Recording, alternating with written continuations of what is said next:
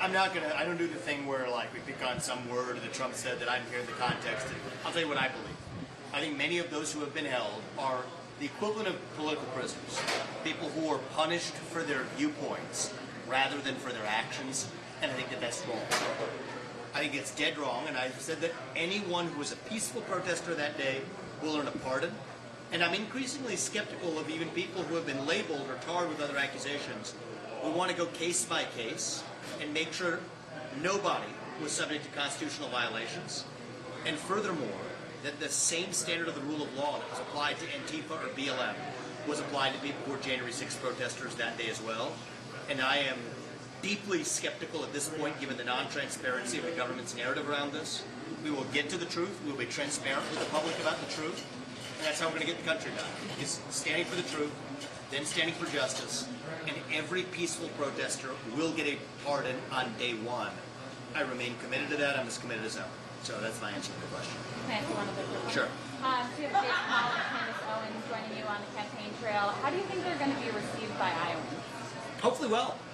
I think they're energetic and smart people and accomplished in their own ways, and people who I've been grateful to have their support and enthusiasm behind me, and I admire aspects of it. I admire a lot of what Jake Paul does in his sphere of life. I admire a lot of what Candace Owens does with her courage in speaking hard truths that other people, I think, are afraid to say out loud.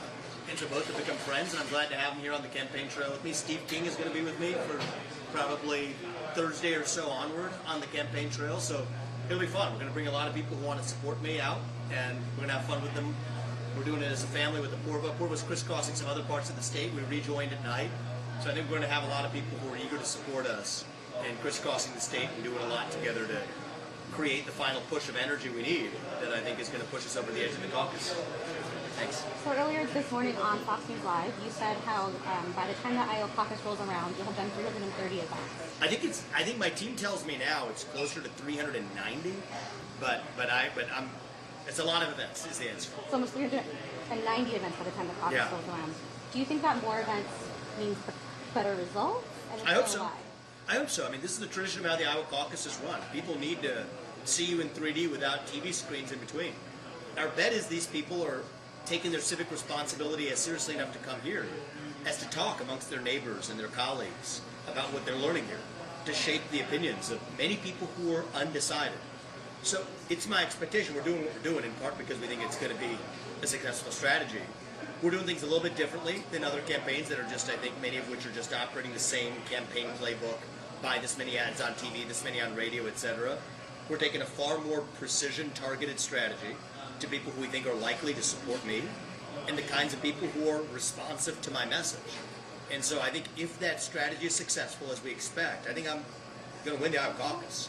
And at the very least, we're going to shatter the expectation set for us, which in many ways is the victory you need coming out of Iowa. So it's going to propel us forward to the next phase of this race, and I expect we're going to be successful. Who are you with? Fox News. Good to see you. Hey, I think at almost every event today, it happens pretty regularly. A voter will ask you about your relationship with former President Trump, whether you would be his running mate if he wins the nomination. You've become a bit of a regular. Exactly, a bit of a regular. I'm wondering if that is frustrating for you at all, that voters who are coming out who are sympathetic and like what you have to say.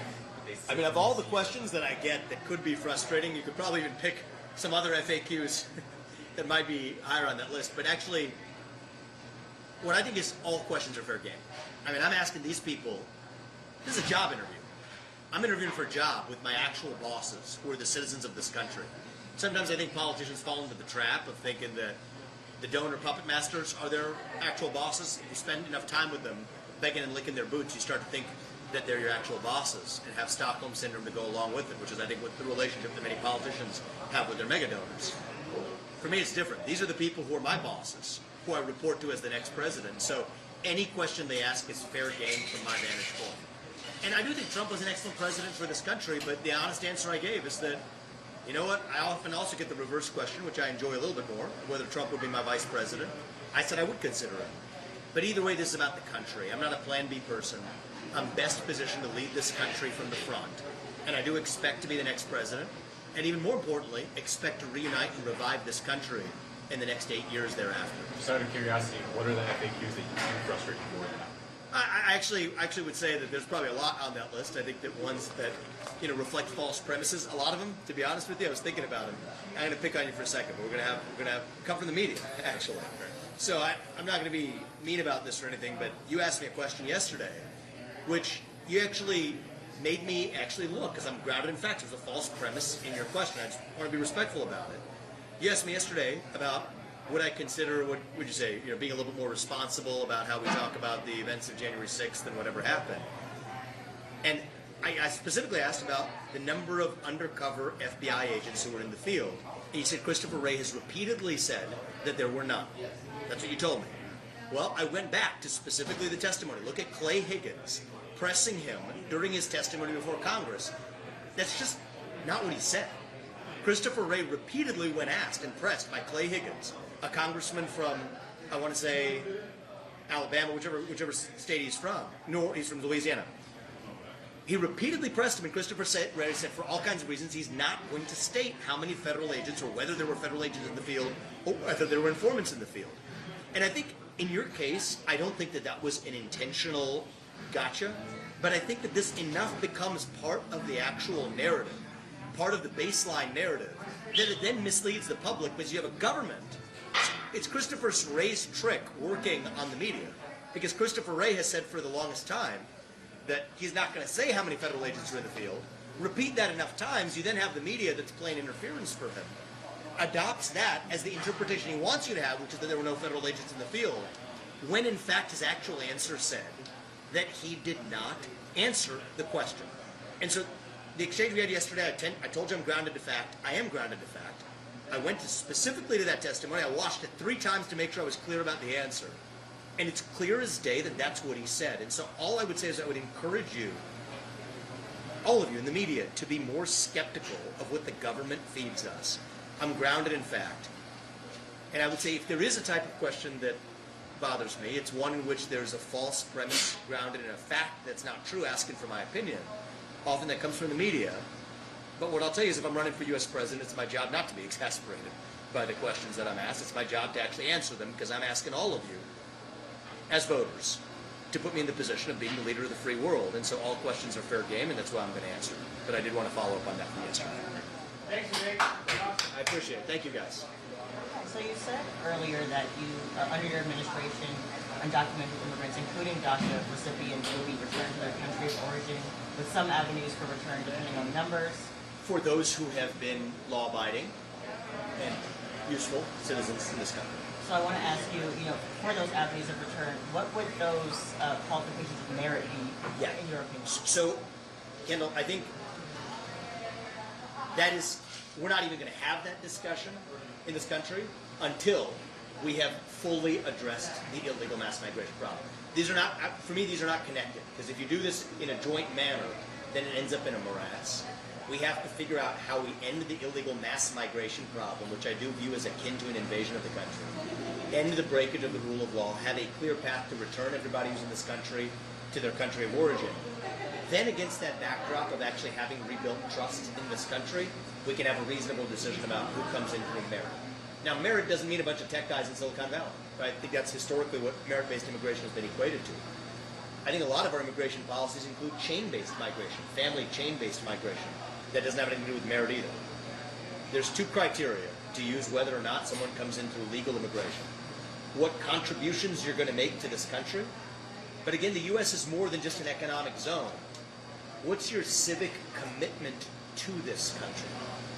That's important too. That to me is part of merit as well. And if you're truly committed to this country and you actually have an ability to make useful contributions to this country, those should be the criteria decided to we're going to prioritize to bring in. But that's a question for later. The question for now, the urgent one, is how we deal with the mass migration problem, what I call the invasion at our southern border. Return to their country of origin anybody who's in this country illegally.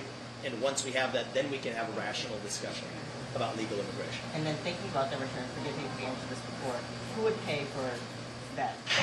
I think that, as I've said, just even as a matter of principle, we're not even in the zip code of that being the next challenge. The challenges here are sealing the southern border, ending the incentives to be here illegally, returning millions of people to their country of origin, After that, we will have a rational discussion. And part of a rational discussion is weighing the cost benefit, including the costs. Those are costs borne by Americans.